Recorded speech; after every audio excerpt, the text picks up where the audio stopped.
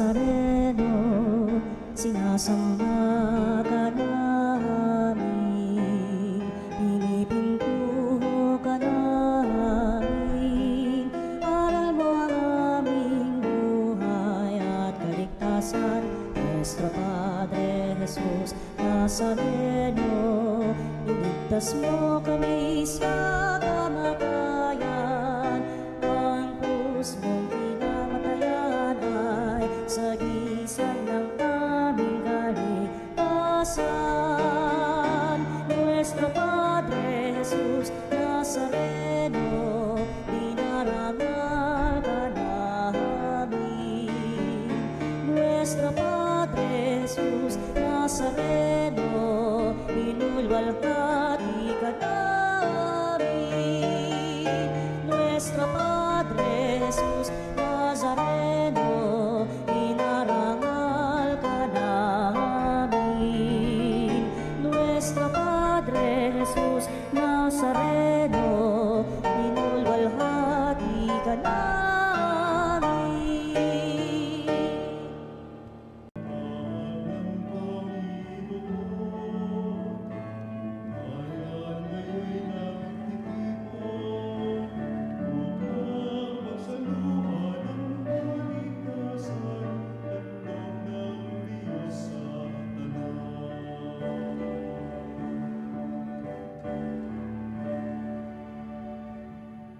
Tayo ngayon natitipon sa ngalan ng Ama at ng Anak at ng Espiritu Santo. Amen. Ang biyaya at kapayapaan ng ating Diyos Ama, ang Panginoong Hesus na ating kasamang naglalakbay at ng banal na Espiritong ating tagapayo ay sumainyong lahat. At sumainyo'y Sa araw na ito patuloy natin dakilain at pasalamatan ng Diyos at patuloy din po natin isama sa ating mga dalangin, intensyon ang mapayapang solusyon sa digmaan ng US at Iran. Alam po natin kanina lang po ay may panibago na namang hindi pagkaunawaan, naway patuloy sanang idalangin natin na hipuin ang kanilang mga puso upang suyuin ang bawat isa at makamtan ang kapayapaan. At ngayon mga kapanalig, upang tayo maging marapat maghanda para sa makatagpo ng Panginoong muling nabuhay sa pagdiriwang natin sa Eucharistia, alalahanin natin ang ating mga kasalanan at hilingin sa Kanya ang kapatawaran at lakas.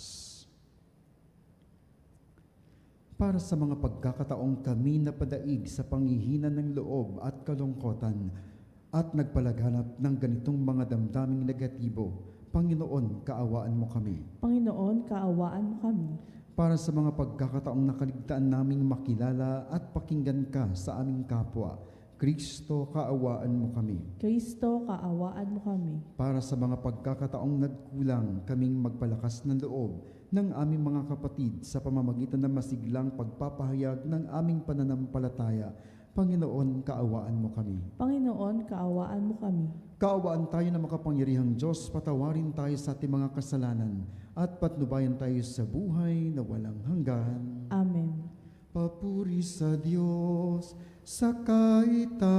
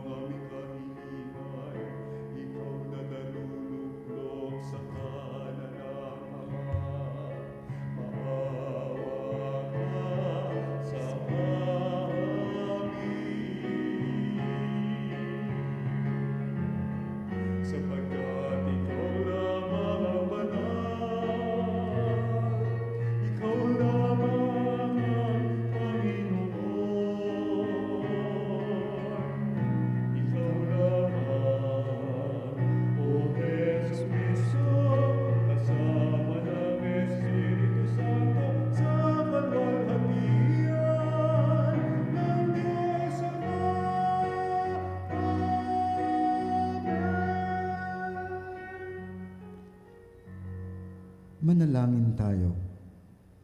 Ama naming makapangyarihan, lagi nawang magalak ang iyong sambayanan sa pagkakaroon ng bagong kalooban upang sa kadakilaang dulot ng pag-aniw sa iyong angkan ng araw ng pagkabuhay ay maging pag-asa sa pagdiriwang sa pamamagitan ni Jesucristo kasama ng Espiritu Santo magpas sa walang hanggan. Amen.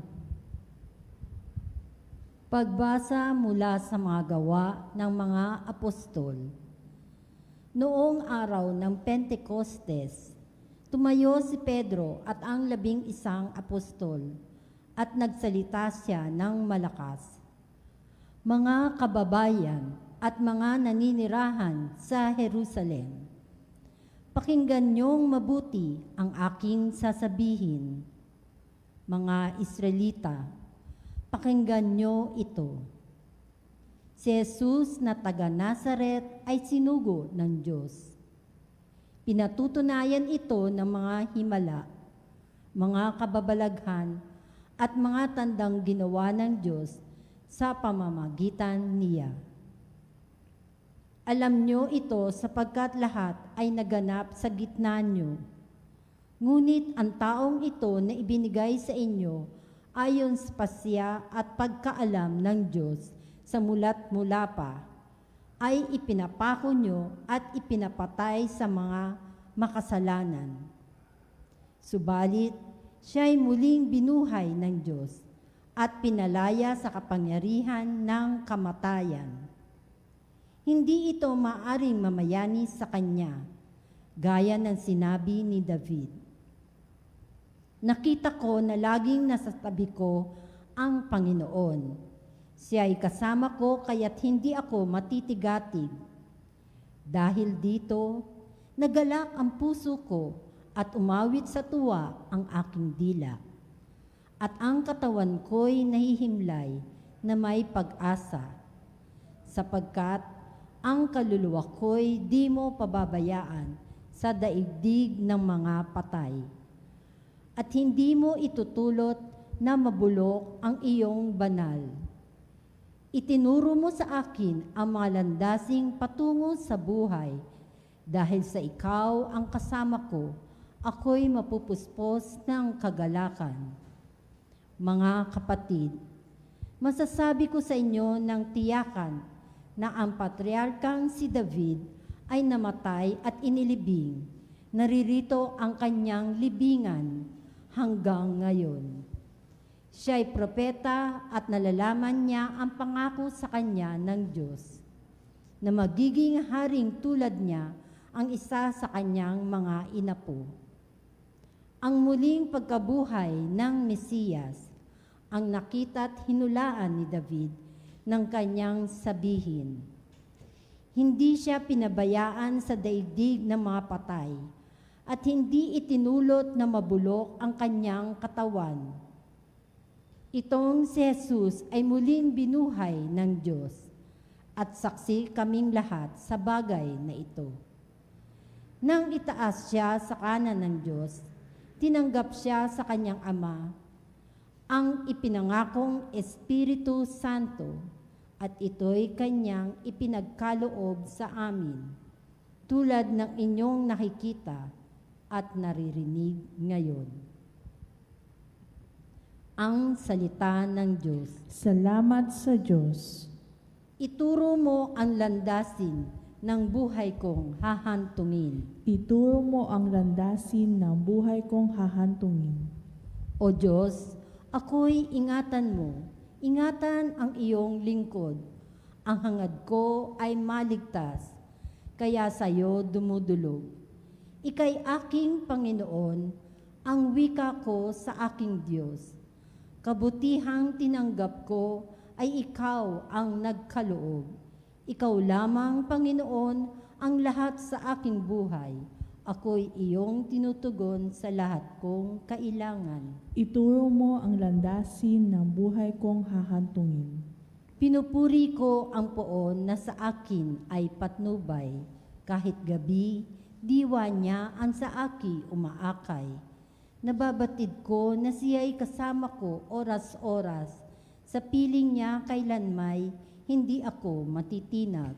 Ituro mo ang landasin ng buhay kong hahantungin. Kaya't ako'y nagdiriwang, ang diwa ko'y nagagalak. Ang lagi kong nadaramay, hindi ako matitinag, pagkat di mo tutulutang ang mahal mo ay malagak sa balon na mapatay upang doon ay maagnas. Ituro mo ang landasin ng buhay kong hahantungin. Ituturo mo ang landas na buhay ang hahantungan. Sa piling mo'y madarama ang lubos na kagalakan. Ang tulong mo'y nagdudulot ng ligayang walang hanggan. Ituro mo ang landasin ng buhay kong hahantungin. Pagbasa mula sa unang sulat ni Apostol San Pedro. Purihin natin ang Diyos at Ama ng ating Panginoong Hesukristo. Dahil sa laki ng habag niya sa atin, tayo'y isinilang sa isang panibagong buhay. Sa pamamagitan ng muling pagkabuhay ni Hesukristo. Ang bagong buhay na iyan ang nagbigay sa atin ng malaking pag-asa na kakamtan natin ang isang kayamanang walang kapintasan, di masisira at di kukupas. Ang kayamanang iyay nakalaan sa inyo doon sa langit, sapagkat kayo'y sumampalataya. Iingatan kayo ng kapangyarihan ng Diyos. Samantalang hinihintay nyo ang kaligtasang nakalaang ihayag sa katapusan ng mga panahon. Ito'y dapat nyong ikagalak, bagamat maaring magdanas muna kayo ng iba't ibang pagsubok sa loob ng maikling panahon. Ang ginto na nasisira ay pinararaan sa apoy upang malaman kung talagang dalisay. Gayon din naman ang inyong pananampalataya, na higit kaysa ginto, ay pinararaan sa pagsubok upang malaman kung talagang tapat. Sa gayon, kayo'y papupurihan, dadakilain at pararangalan sa araw na mahayag si Hesukristo. Hindi nyo siya nakita kailanman, ngunit siya'y inibig ninyo.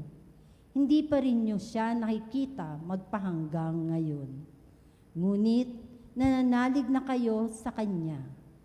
Dahil dito'y nag-uumapaw na sa inyong puso ang kagalakang di kayang ilarawan sa salita.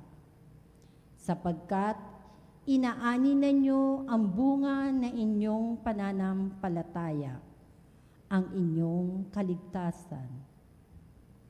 Ang salita ng Diyos. Salamat sa Diyos.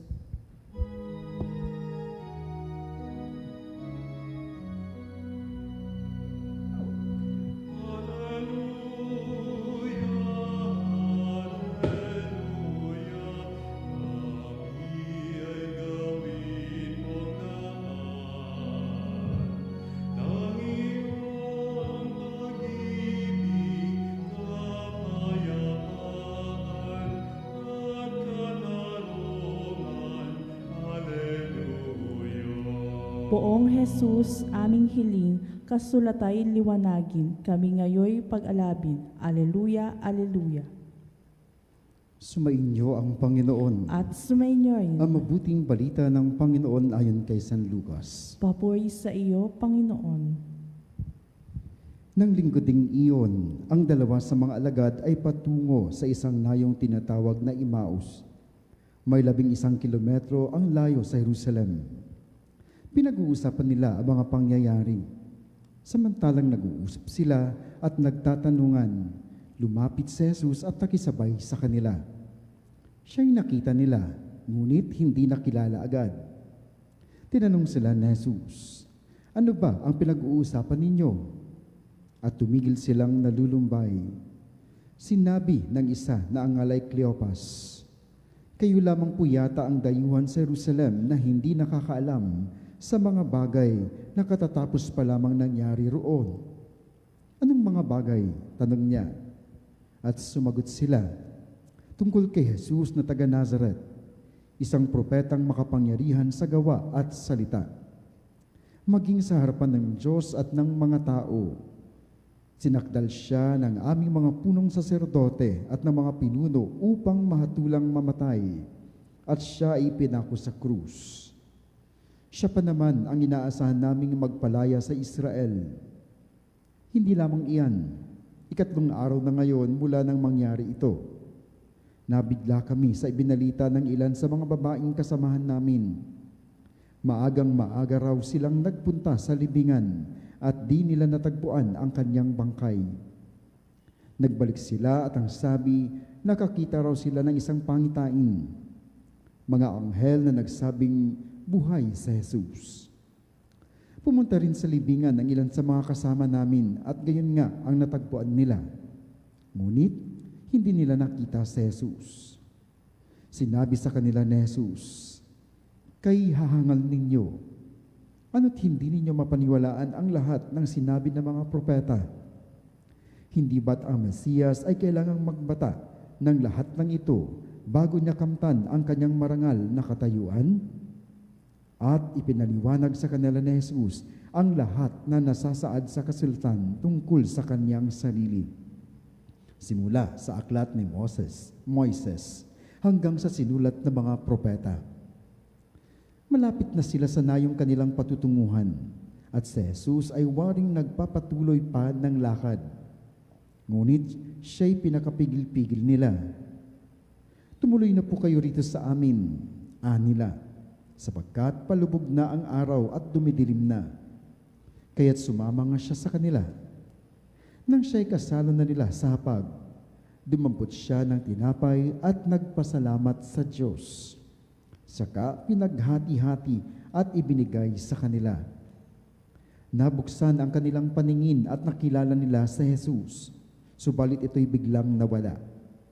At nawikan nila, kaya pala gayon ang pakiramdam natin habang tayo'y kinakausap sa daan at ipinapaliwanag sa atin ang mga kasulatan. Nung di tumindig sila at nagbalik sa Jerusalem, naratnan nilang nagkakatipon ang 11 at ang ibang mga kasama nila na nag-uusap-usap. Muli ngang nabuhay ang Panginoon. Napakita kay Simon at isinalaysay naman ng dalawa ang nangyari sa daan at kung paano nila siyang nakilala nang paghati-hatiin niya ang tinapay. Mga kapanalig, ang mabuting balita ng Panginoon. Pinupuy ka namin, Panginoong Hesukristo. Gabi na po tayo ng Pasko na muling pagkabuhay. At yung iba sa atin, pakiramdam pa din ay Kwaresma, no? Mahal na araw. Tulad po ng nararamdaman nila Cleopas at ng kanyang kasama, no? Kasama nila si Jesus, palabas sila ng Jerusalem. Ang nilakad nila papuntang Emmaus ay 11 kilometers, no? 11 kilometro. Kung lalakarin mo ito, hindi ko na matandaan, nung 7 kilometers dati, nadya-jog ko yun ng mga 30 to 45 minutes. Kung lakad ito, siguro mga 1 oras at kalahati. No? Kung galing ka ng Circle, hindi niyo po alam, no? Anyway, basta mga 1 oras at kalahati, mabagal na lakad. Mga kapanalig, kung titingnan ninyo, parang mapapasabi kayo na bakit parang mga tanga itong mga ito. No? Sabi nga ni Jesus, may sinabi siya dito ng mga napakahangal ninyo. No? Napakahangal, mga baliw kayo. Hindi nyo ba naaalala at hindi pa rin kayo naniniwala sa mga sabi ng propeta? Madaling sabihin ang mga yaon kung wala ka doon. Pero kung ikaw yung isa sa mga disipulo na nakasaksi, no, sa kamatayan ni Jesus, ikaw talaga ay mawawalan ng gana. Ikaw talaga ay hindi makakakilala, no? Tingnan ninyo, no? Sa experience, sa karanasan natin, kapag may problema tayo, kahit pakatabi mo yung pinakamamahal mo, parang walang tao sa katabi mo. Ganun pag nalulungkot tayo, di ba? Kahit pabibigyan ka ng napakasarap na pagkain, wala kang ganang kumain. Bakit? Nasaktan ka. At ito yung nangyari sa dalawa. Lungkot na lungkot. Bakit? Umasa sila eh. Di ba nung palaspas, linggo ng palaspas, ang sigaw nila, no? Osana anak ni David, sigaw nila, ang salitang Osana ay nangangahulugan, iligtas mo kami anak ni David. Buong buo, ang laki-laki ng kanilang pag-asa. No? Sila'y umasa kay Jesus na sila'y iligtas mula sa kamay ng mga sumakop sa kanila ng mga Romano. Tapos after a few days, nadakip. Kaya ngayong iba, nawala ng gana. Sa kawalan ng gana, ang naging sigaw, imbis na Osana ay ipako siya sa krus. Ikaw na kaya malungkot? Siguro lahat kayo naranasan ng malungkot. Naranasan nyo yung iwanan ka, no? Yung talikuran ka, yung mawalan ka ng mga bagay na gusto mo. Kaya hindi natin masisisi ang dalawang ito. Lungkot na lungkot, paalis, nawalan ng gana sa buhay. Kasi nga po, no, kahit nga si Tomas ng mga nakaraang araw, ayaw kilalanin ayaw maniwala. Bakit? Umasa nga sila. Yung iba sa kanila, iniwanan yung trabaho, iniwanan yung pamilya, tapos ang mangyayari ganon.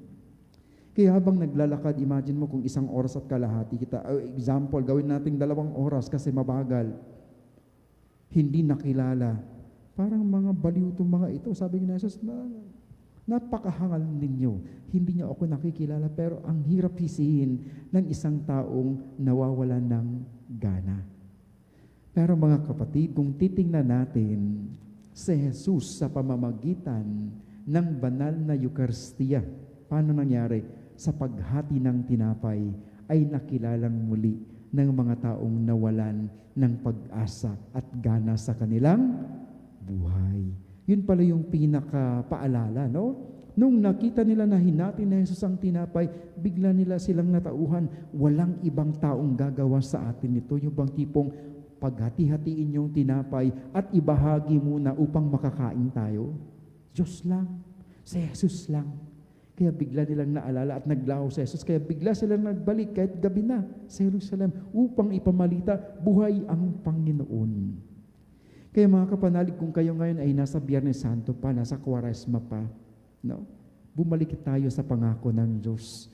Tandaan natin, hindi nagwakas sa pagpapako sa krus at kamatayan ang yugto ng buhay ni Jesus. Nagkaroon ng muling pagkabuhay. At umasa tayo na sa muling pagkabuhay na iyon ay kasama tayo sa iniligtas ng Panginoon. Tulad ngayon, malungkot tayong lahat, no? Lalo sa mga may sasakyan, lalo pag diesel yung sasakyan ninyo, malungkot kayo, ang mahal-mahal. Minsan masasabi natin, parang walang Easter Sunday, Father, Ang bigat-bigat ng pangyayari. Kaya manalangin ka, manalig kayo sa Diyos, at magkakaroon din tayo ng muling pagkabuhay. Okay lang yan, minsan nalulungkot tayo. Okay lang yan, minsan na parang nakakalimutan natin na may Diyos na kasama tayo. Pero kapag ikay pinapaalala ng Diyos sa banal na misa at sa Eucharistia, sa pagkain ng pakikibahagi at pagkain ng tinapay, ang katawan ni Kristo, sana maalala mo na may wakas, may hangganan lahat ng iyong paghihirap. Kanina kung sinundan niyo yung mga pagbasa, unang pagbasa, pati ikalawang pagbasa, may karakter doon na dapat nating tularan. Sino iyon? Si Pedro. Si Pedro mayabang, di ba? Si Pedro sinungaling, no? Papramis-promise pa na ganito, Panginoon, di kita iiwan. Pero iniwan. But in the end, he was restored by Jesus. He was kept as the leader. Bakit? Kasi po, yung puso niya gustong-gustong maglingkod. Pinabayaan muna siya ni Jesus. Hindi pinilit hanggang sa manumbalik yung kanyang sigasig kasi basang-basa ng Diyos ang kanyang pagmamahal sa kanya. Kaya ngayon sa unang pagbasa, sa ikalawang pagbasa, ang tapang na ni Pedro. Humarap sa mga Hudyo, humarap sa mga taong kumukontra kay Jesus. At pinahayag, bakit nyo tinatakwil ang siyang dahilan ng ating kaligtasan, ang Panginoong Hesukristo. Kaya mga kapanalig, kung ano man ang iyong sitwasyon ngayon, umasa tayo na may Diyos na magdadala sa atin sa muling pagkabuhay. At sa pamatnubay ng ating mahal na Inang Maria, naway makikilakbay tayo sa ating Panginoong Hesukristo sa daan ng krus at umasa na hindi magwawakas ang lahat sa kamatayan, bagkus tayo ay dadalhin sa kanyang kalwalhatian at muling pagkabuhay.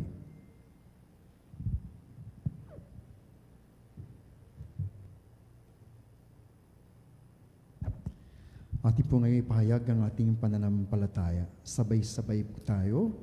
Sumasampalataya ako Sa Diyos amang makapangyarihan sa lahat, na may gawa ng langit at lupa. Sumasampalataya ako kay Jesucristo, iisang anak ng Diyos, Panginoon nating lahat. Nagkatawang tao siya lalang ng Espiritu Santo, ipinanganak ni Santa Mariang Birhen, pinagpakasakit ni Poncio Pilato, ipinako sa krus, namatay, inilibing, nanaog sa kinaroroonan ng mga yumao, na may katlong araw na buhay na maguli, umakyat sa langit, naluluklok sa kanan ng Diyos amang makapangyarihan sa lahat. Doon nagmulang paririto at huhukom sa nangabubuhay at nangamatay na tao. Sumasampalataya naman ako sa Diyos Espiritu Santo, sa banal na simbahang katolika, sa kasamahan ng mga banal, sa kapatawaran ng mga kasalanan, sa pagkabuhay na muli ng namatay na tao, at sa buhay na walang hanggan. Amen. Taglay ang mga pusong pinag-alab ng salita ng Diyos na kapapahayag at kapapaliwanag pa lamang. Idulog natin ang ating mga panalangin para sa pangangailangan ng mundo at ng bawat isa sa atin. Sama-sama tayong manalangin. Mahabaging Jesus, dinggin ang aming panalangin. Mahabaging Jesus, dinggin ang aming panalangin. Para sa simbahan na tagapag-ingat ng salita ng Diyos, nawa buong linaw niyang maipahayag ito upang maliwanagan ang isipan ng mga tao at maganyak ang kanilang mga puso para isabuhay nila ito. Manalangin tayo. Mahabaging Jesus, dinggin ang aming panalangin. Para sa Santo Papa at sa iba pang pinuno ng simbahan, sa pamagitan ng kanilang pagtuturo, nawa lumalim ang ating kamalayan sa muling pagkabuhay at sa buhay na kapangyarihan nito sa ating pang-araw-araw na pamumuhay. Manalangin tayo. Mahabaging Jesus, dinggin ang aming panalangin. Para sa lahat ng magulang at guro, sa diwa ni Kristong muling nabuhay, sila naway makapagkintal sa mga puso ng kanilang mga anak at ng mga tinuturuan ng kapayapaan, galak, at hangaring maging mabuting tao. Manalangin tayo. Mahabaging Jesus, dinggin ang aming panalangin. Para sa lahat ng nabibigatan dahil sa mga pagkabigo at pagkadismaya sa buhay, nawa matagpuan nila kay Kristong muling nabuhay ang liwanag at lakas ng loob na nagpasigla sa puso ng dalawang alagad na naglalakbay patungong Emmaus. Manalangin tayo. Mahabaging Jesus, dinggin ang aming panalangin. Sa ilang sandali ng katahimikan, ipanalangin natin ang kagalingan at natatanging kahilingan ng ating Eucharistic advocates.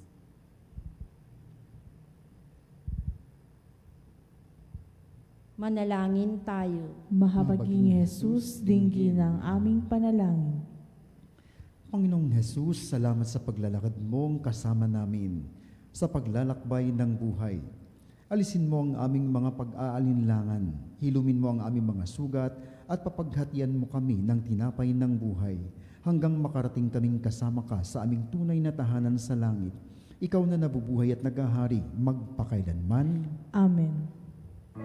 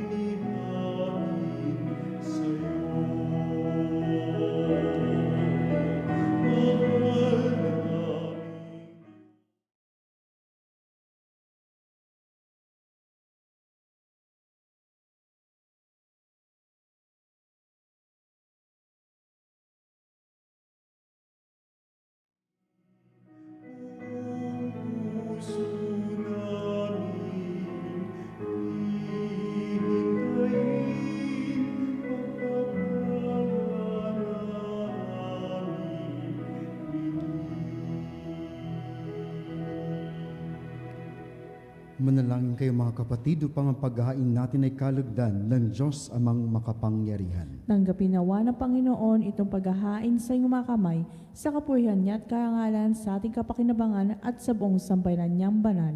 Ama naming lumikha, tanggapin mo ang mga alay ng iyong sambayanang natutuwa. Ang pagkabuhay ng iyong anak na niloob mong aming ikatuwa ngayon ay papababungahin mo ng galak na mananatili sa amin habang panahon. Sa pamamagitan niya kasama ng Espiritu Santo, magpas sa walang hanggan. Amen. Sumainyo ang Panginoon. At sumainyo rin. Itaas sa Diyos sa inyong puso at diwa. Itinaasa namin sa Panginoon. Pasalamatan natin ang Panginoong ating Diyos. Marapat na siya ay pasalamatan. Ama naming makapangyarihan, tunay ngang marapat na ikaw ay aming pasalamatan, lalong ngayong ipinagdiriwang ang paghahain na Mesiyas, ang maamong tupa na tumubos sa aming lahat. Ang katawan ng anak mong sa krus na bayubay ay handog ng pag-ibig na walang kapantay. Ito ang paghahaing ganap mong kinalugdan. Ito ang nilunggati ng dating pag-aalay. Ang buong sarili ng anak mong si Jesus ay inihain sa iyo upang kami matubos. Siya ang dambana at paring naghahandog. Siya pa rin ang tupang handog na ibinukod. Kaya kaisa ng mga anghel na nagsisiawit ng papuri sa iyo nang walang humpay sa kalangitan, kami nagbubunyis sa iyong kadakilaan.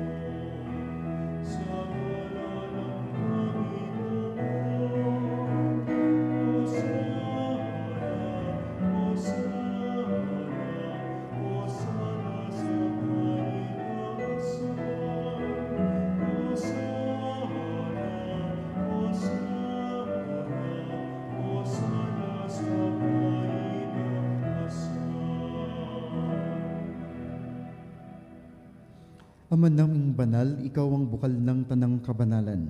Kaya sa pamamagitan na iyong Espiritu, gawin mong banal ang kaloob na ito upang para sa amin maging katawan at dugo ng aming Panginoong Hesukristo.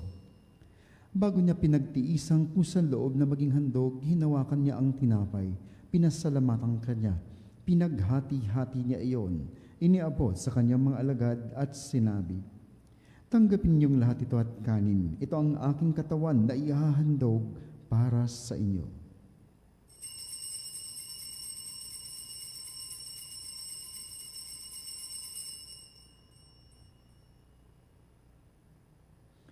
Gayun din naman na matapos sa hapunan, hinawakan niya ang kalis. Muli kanyang pinasalamatan. Iniabot niya ang kalis sa kanyang mga alagad at sinabi, "Tanggapin niyong lahat ito at inumin. Ito ang kalis ng aking dugo, ng bago at walang hanggang tipan. Ang aking dugo na ibubuhos para sa inyo at para sa lahat sa ikapagpapatawad ng mga kasalanan. Gawin niyo ito sa pag-alaala sa akin."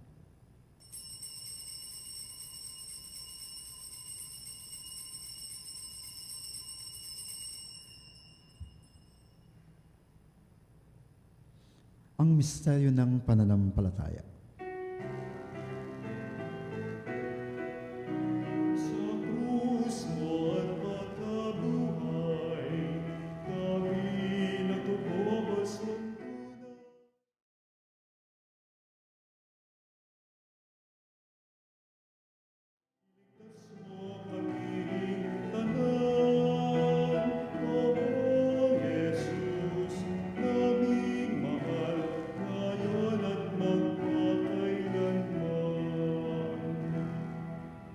Ama, ginagawa namin ngayon ang pag-alaala sa pagkamatay at muling pagkabuhay ng iyong anak. Kaya't iniaalay namin sa iyo ang tinapay na nagbibigay buhay at ang kalis na nagkakaloob ng kaligtasan. Kami nagpapasalamat dahil kami iyong minarapat na tumayo sa harap mo para maglingkod sa iyo. Isinasamon namin kami magsasalo-salo sa katawan na dugo ni Kristo ay mabuklod sa pagkakaisa sa pamamagitan ng Espiritu Santo. Amalingapin mo ang iyong simbahang laganap sa buong daigdig. Puspusin mo kami sa pag-ibig kaisa ni Leon na aming Santo Papa, na Elias naming Obispo, ng Tanang Kaparian at ng buong sambayan ng iyong tinipon ngayon. Alalahanin mo rin ang mga kapatid naming nahimlay na may pag-asang sila'y muling mabubuhay, gayon din ang lahat ng mga pumanaw. Kaawan mo sila at patuloyin sa iyong kaliwanagan.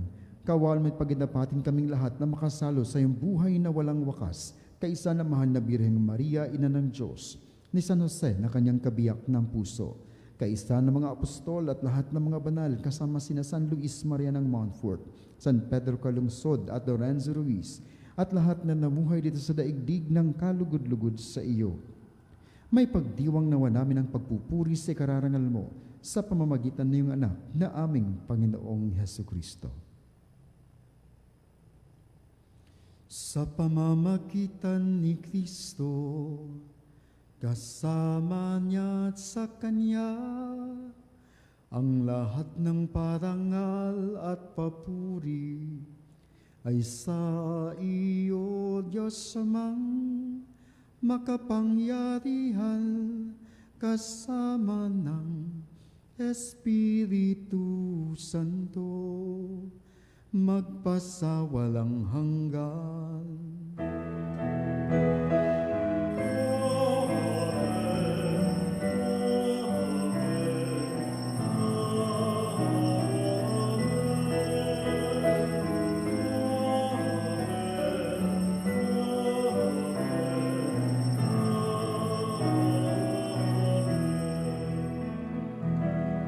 Tayo po'y tinuruan ng ating Panginoong Jesucristo na manalangin sa Ama. Sabay-sabay po natin itong sambitin.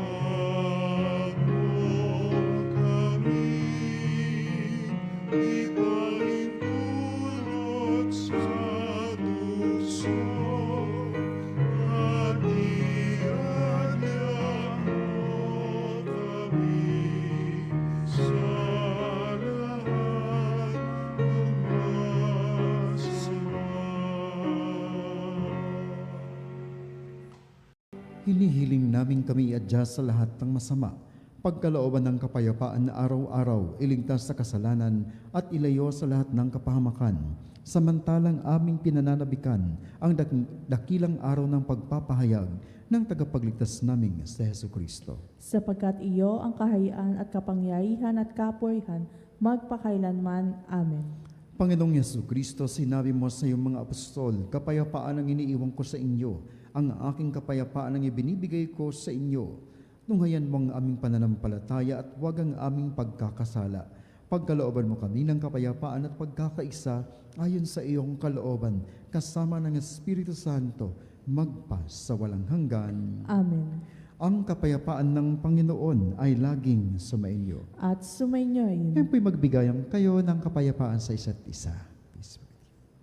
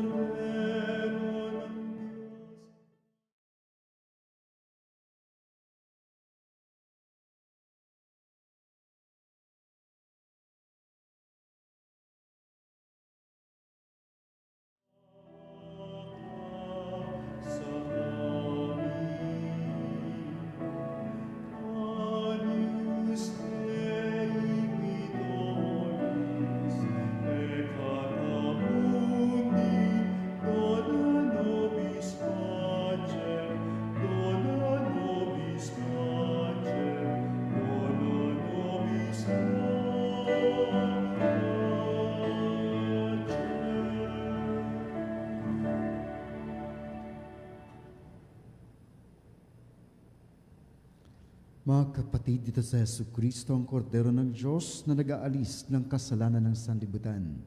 Mapapalad tayong inaanyayahan sa kanyang piging. Panginoon, hindi ako karapat-dapat na magpatuloy sa iyo, ngunit sa isang salita mo lamang ay gagaling na ako.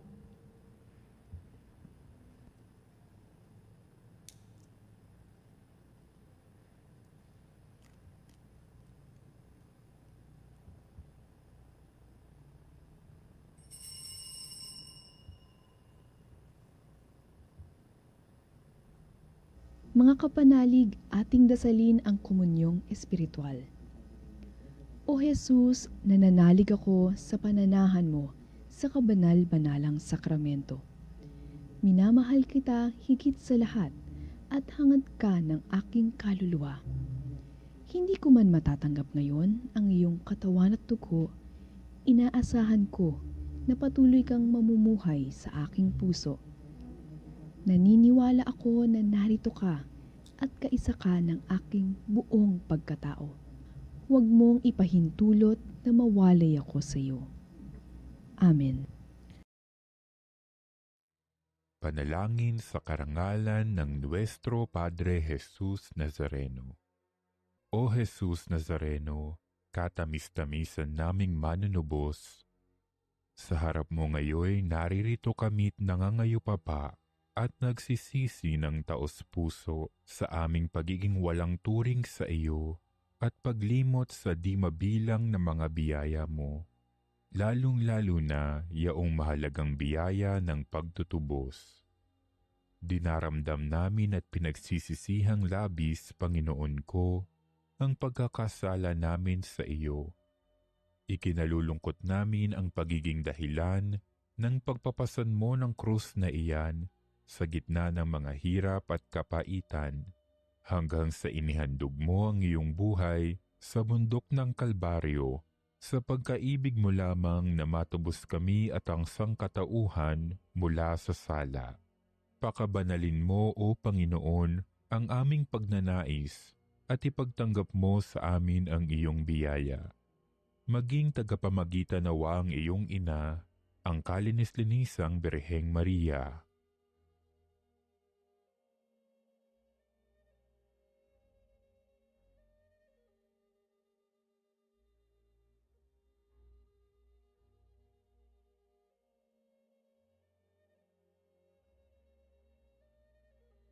Ama naming makapangyarihan, niloob mong akuin ang iyong anak, ang krus at kamatayan, upang ang sangkatauhan ay matubos at mabuhay. Ang pag-ako namin sa krus at kamatayan dito sa lupa, ayon sa diwa ng pagsunod sa iyong loob, na ginanap ng iyong anak, ay magpagindapat nawa naming kamtin ang lubos na katubusan at pagkabuhay sa iyong piling, sa pamamagitan ni Jesucristo, kasama ng Espiritu Santo, magpasawalang hanggan. Amen. Nuestro Padre Jesus Nazareno, Panginoon namin at Diyos, kaawaan mo kami.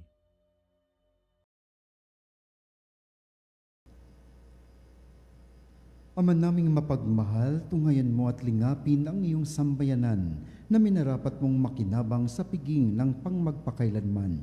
Ipagkaloob mong kami maluwalhating makarating sa pagkabuhay na magtatampok sa amin sa iyong piling.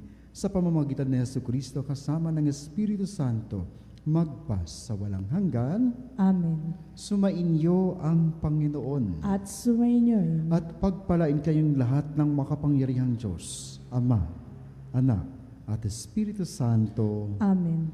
Tapos na po ang pagdiriwang, humayo kayo sa kapayapaan upang mahalit paglingkuran ang Panginoon. Salamat sa Diyos.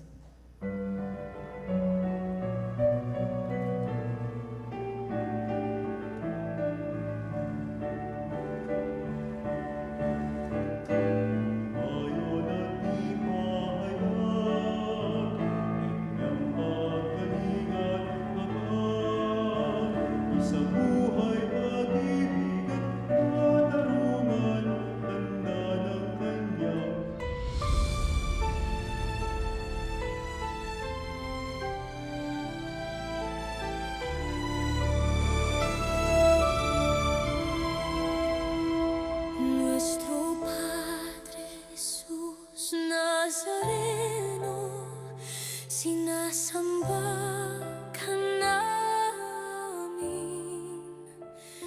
pinipintuho ka namin, aral mo ang aming buhay at kaligtasan. Nuestro Padre Jesus Nazareno, iligtas mo kami sa kasalanan.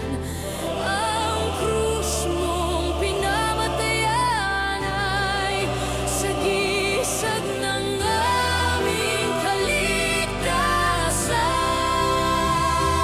Nuestro Padre Jesus Nazareno, dinaranggal ka namin.